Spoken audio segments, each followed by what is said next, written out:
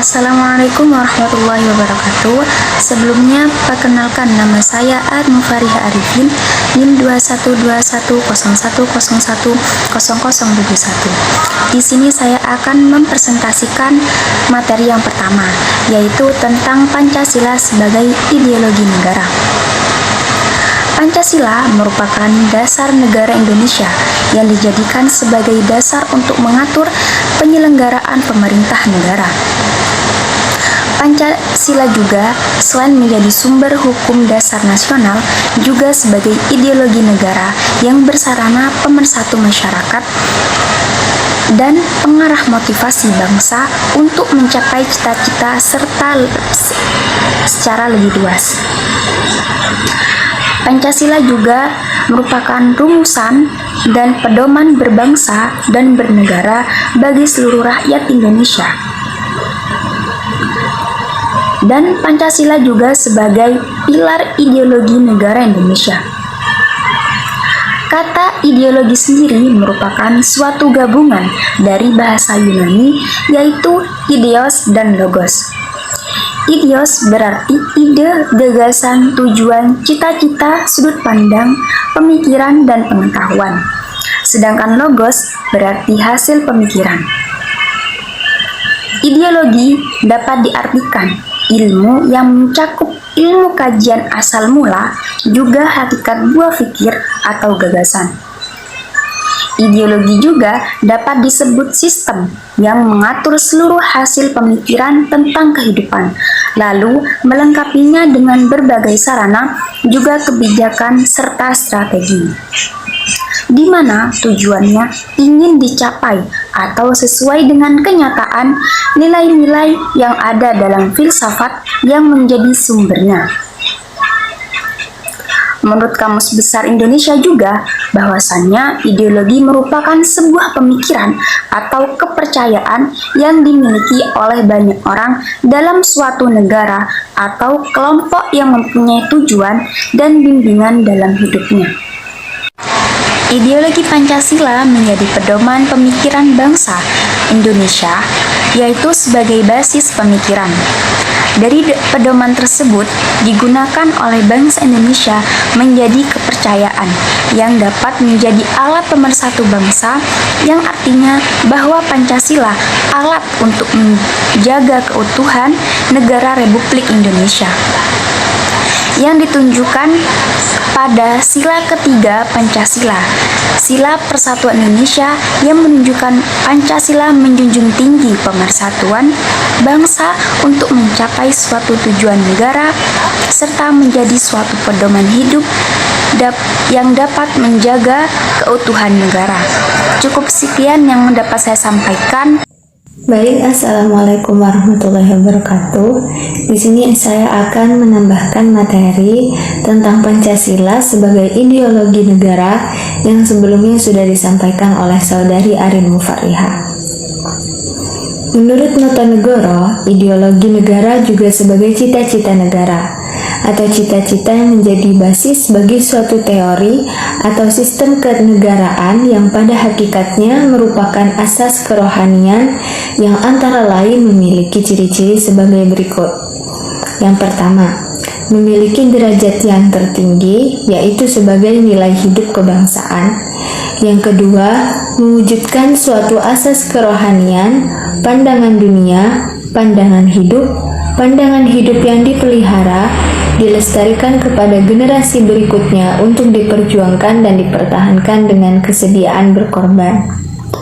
Menurut Dr. Alfian, Pancasila sebagai ideologi memiliki 3 dimensi, antara lain dimensi pertama, yaitu dimensi realita. Nilai dasar yang ada pada ideologi mencerminkan realita atau kenyataan hidup di dalam masyarakat. Lalu yang kedua yaitu dimensi lidarisme, yaitu kadar atau kualitas ideologi yang terkandung dalam nilai dasar, yang mampu memberikan harapan kepada masyarakat tentang masa depan yang lebih baik menurut pengalaman dalam praktik kehidupan sehari-hari. Lalu dimensi yang ketiga yaitu dimensi fleksibilitas atau pengembangan, yaitu kemampuan mempengaruhi dana sekaligus menyesuaikan diri dengan perkembangan masyarakat. Menurut Dr. Alfian, juga dari ketiga dimensi di atas dapat disebut sebagai ideologi terbuka. Terdapat fungsi Pancasila sebagai ideologi negara sebagai berikut. Yang pertama, memperkokoh persatuan bangsa Indonesia. Yang kedua, mengarahkan bangsa Indonesia untuk menuju tujuan dalam menggerakkan secara bimbingan bangsa Indonesia dalam melaksanakan pembangunan. Yang ketiga, memelihara dan mengembangkan identitas bangsa untuk membentuk karakter bangsa berdasarkan Pancasila. Lalu yang keempat, menjadi standar nilai, yaitu dengan melakukan kritik mengenai keadaan bangsa dan negara. Mungkin cukup sekian penyampaian materi yang dapat saya sampaikan, kurang lebihnya mohon maaf. Wassalamualaikum warahmatullahi wabarakatuh. Assalamualaikum warahmatullahi wabarakatuh. Di sini saya akan melanjutkan pemaparan dari kelompok saya, yaitu kelompok 2, yang membahas tentang keselarasan tujuan negara dan pendidikan, yaitu tujuan negara. Tujuan negara kita apabila disederhanakan dapat dibagi menjadi dua, yaitu pendekatan kesejahteraan dan juga pendekatan keamanan. Pendekatan kesejahteraan, menurut Fahrudin, kesejahteraan dapat diartikan bebas dari kemiskinan atau gangguan, kesukaran hidup dan kekhawatiran sehingga merasa aman secara lahirnya dan batiniah. Sedangkan menurut Kamus Bahasa Indonesia, kesejahteraan berasal dari kata dasar sejahtera, aman sentosa dan makmur, selamat, terlepas dari segala macam gangguan, kesukaran, dan sebagainya. Beberapa indikator penting dapat menggambarkan dan menganalisis kesejahteraan adalah tingkat pendapatan, pendidikan, kesehatan, dan selainnya. Selanjutnya, untuk pendekatan keamanan itu ialah suatu pendekatan pertahanan keamanan dan penyelenggaraan dalam membina negara, pengelolaan kawasan perbatasan dengan pendekatan peningkatan kesejahteraan masyarakat setempat, meningkat sumber pendapatan negara. Maksud dari pendekatan dua tersebut ialah kesejahteraan itu ialah diartikan menjadi bebas dari kemiskinan atau gangguan-gangguan dari negara lain. Untuk pendekatan keamanan sendiri ialah suatu pendekatan pertahanan. Maksudnya di sini ialah negara harus menjaga masyarakat dari gangguan-gangguan di dalam negara dan juga di luar negara. Contohnya seperti teroris ataupun gangguan-gangguan lainnya. Oleh karena itu, pengembangan kawasan perbatasan melalui pendekatan kesejahteraan sekaligus pendekatan keamanan secara serasi perlu dijadikan landasan dalam penyusunan sebagai program dan kegiatan di kawasan perbatasan pada masa yang akan datang. Perkenalkan, nama saya Sinta Nuria Qurratul Ayun, NIM T2019 1019. Di sini saya akan menerangkan tentang tujuan pendidikan Pancasila. Secara umum, tujuan utama pendidikan Pancasila adalah untuk menumbuhkan wawasan dan kesadaran berbangsa dan bernegara, sikap dan perilaku cinta tanah air dan bersendikan kebudayaan bangsa, kawasan Nusantara, serta ketahanan nasional dalam diri para mahasiswa, calon sarjana atau ilmuwan NKRI yang sedang mengkaji dan akan menguasai iptek. Tujuan pendidikan Pancasila tidak dapat dilepaskan dari tujuan nasional bangsa Indonesia serta tujuan pendidikan nasional. Tujuan nasional bangsa Indonesia telah ditetapkan dalam pembukaan UUD NRI 1945 alinea keempat, yakni yang pertama, melindungi segenap bangsa Indonesia dan seluruh tumpah darah Indonesia. Yang kedua, memajukan kesejahteraan umum. Yang ketiga, mencerdaskan kehidupan bangsa. Dan yang keempat, ikut melaksanakan ketertiban dunia yang berdasarkan kemerdekaan, perdamaian abadi, dan keadilan sosial. Seperti halnya dengan tujuan kita mempelajari sesuatu ilmu pengetahuan, maka tujuan kita mempelajari Pancasila ialah yang pertama untuk mengetahui Pancasila secara benar, yakni yang dapat dipertanggungjawabkan baik secara yuridis atau konstitusional maupun secara objektif ilmiah. Yang kedua, agar Pancasila yang benar tersebut itu dapat kita amalkan dengan sebaik-baiknya, baik untuk kepentingan pribadi maupun untuk kepentingan sosial, bahkan untuk kepentingan hidup bermasyarakat dan bernegara. Yang ketiga, agar Pancasila yang benar tersebut setelah kita amalkan, selanjutnya kita amankan agar jiwa dan semangatnya perumusan dan sistem yang sudah benar tersebut tidak akan diubah-ubah lagi. Tujuan nasional bangsa Indonesia tersebut haruslah direalisasikan dalam berbagai bidang kehidupan, termasuk pada bidang pendidikan. Bidang nasional Indonesia diatur dalam Undang-Undang Nomor 20 Tahun 2003 tentang Sistem Pendidikan Nasional. Di dalam undang-undang tersebut dijelaskan bahwa pendidikan nasional berfungsi mengembangkan kemampuan dan membentuk watak serta peradaban bangsa yang bermartabat dalam rangka mencerdaskan kehidupan bangsa, bertujuan untuk berkembangnya potensi peserta didik agar menjadi manusia yang bermakna dan bertakwa kepada Allah Tuhan Yang Maha Esa, berakhlak mulia, sehat, berilmu, cakap, kreatif, mandiri, dan menjadi warga negara yang demokratis serta bertanggung jawab.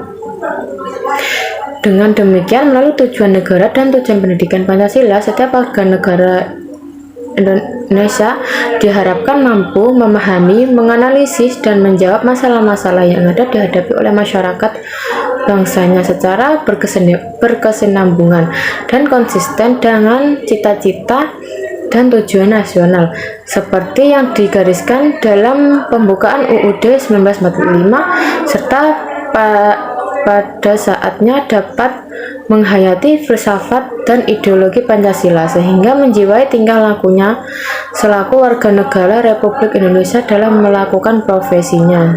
Assalamualaikum warahmatullahi wabarakatuh.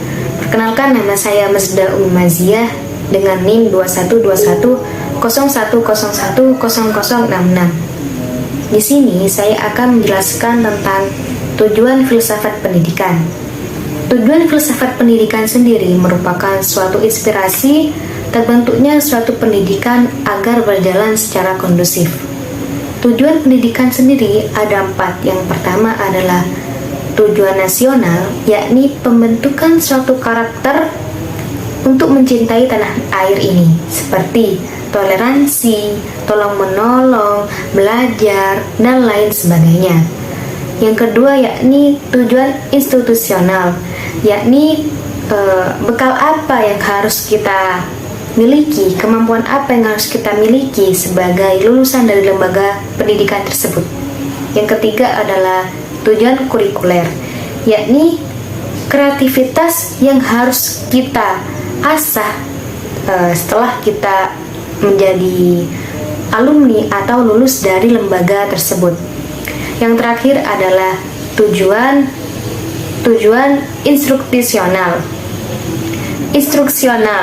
Nah, tujuan ini merupakan evaluasi dari apa yang kita peroleh, dari apa wawasan yang kita peroleh, begitu. Nah, selanjutnya yakni tujuan filsafat pendidikan. Tujuan filsafat pendidikan yang pertama merupakan manusia lebih mendidik dan membangun diri dengan adanya filsafat pendidikan. Yang kedua yakni dapat menjadikan seseorang itu lebih berpikir, lebih menggunakan rasionalnya, begitu. Yang ketiga yakni memberikan dasar pengetahuan bahwa suatu pengetahuan itu satu kesatuan saling berkesinambungan. Nah, yang selanjutnya adalah hidup seseorang tersebut dipimpin oleh pengetahuan dan memiliki suatu komitmen seperti itu. Dengan adanya filsafat, dengan tujuan filsafat pendidikan, seseorang itu mempunyai kepentingan istimewa dalamnya. Mengapa demikian? Karena di dalam ilmu filsafat itu terdapat dasar-dasar ilmu seperti ilmu mendidik. Mungkin hanya itu. Sekian dari saya. Assalamualaikum warahmatullahi wabarakatuh. Assalamualaikum warahmatullahi wabarakatuh. Perkenalkan, nama saya Ahmad Faiz Ridhoi dengan NIM 21210101060. Baik, saya di sini akan melanjutkan materi dari Mbak Masdah. Pendidikan tidak jauh dari ranah filsafat. Begitu pula dalam proses pembelajaran filsafat juga menjadi salah satu fondasi utama suatu pendidikan berjalan secara kondusif. Seorang guru harus mempunyai bekal yang harus ia ketahui untuk diarahkan kepada peserta didik. Sebagaimana yang telah dijelaskan, filsafat tidak lepas dari suatu kebenaran. Karena manusia memiliki fitrah kebenaran, maka Allah memerintahkan kepada manusia untuk menyelesaikan semua persoalan yang timbul di antara mereka. Kebenaran sebagaimana dalam Al-Quran juga disebutkan, maka hendaklah kamu beri keputusan di antara manusia dengan kebenaran. Quran Surat Shad ayat 26. Ayat-ayat tersebut menunjukkan bahwa manusia mempunyai kemampuan untuk mencari dan mempraktekkan kebenaran. Ini berarti bahwa sejak kelahirannya manusia telah dibekali fitrah kebenaran, sehingga wajar jika manusia disebut sebagai makhluk pencari kebenaran. Dan untuk menemukan kebenaran ini, manusia harus mencarinya melalui proses berpikir. Dalam konteks pendidikan sekolah, tujuan pendidikan yang ditekankan adalah membantu anak untuk dapat menyingkap dan menginternalisasi kebenaran hakiki. Karena kebenaran hakiki ini bersifat universal dan konstan, tetap tidak berubah.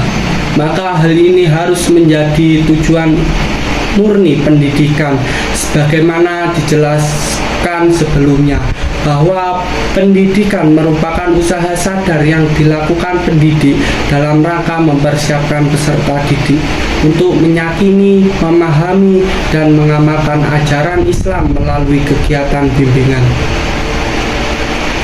pengajaran, atau pelatihan yang telah ditentukan untuk mencapai tujuan yang telah ditetapkan. Maka pendidikan sekolah bertujuan untuk menumbuhkan dan meningkatkan keimanan melalui pemberian dan memupukkan pengetahuan, penghayatan, pengamalan, serta pengalaman peserta didik tentang, sehingga menjadi manusia muslim yang terus berkembang dalam hal keimanan, ketakwaannya, berbangsa dan bernegara, serta untuk dapat melanjutkan pada jenjang yang lebih tinggi.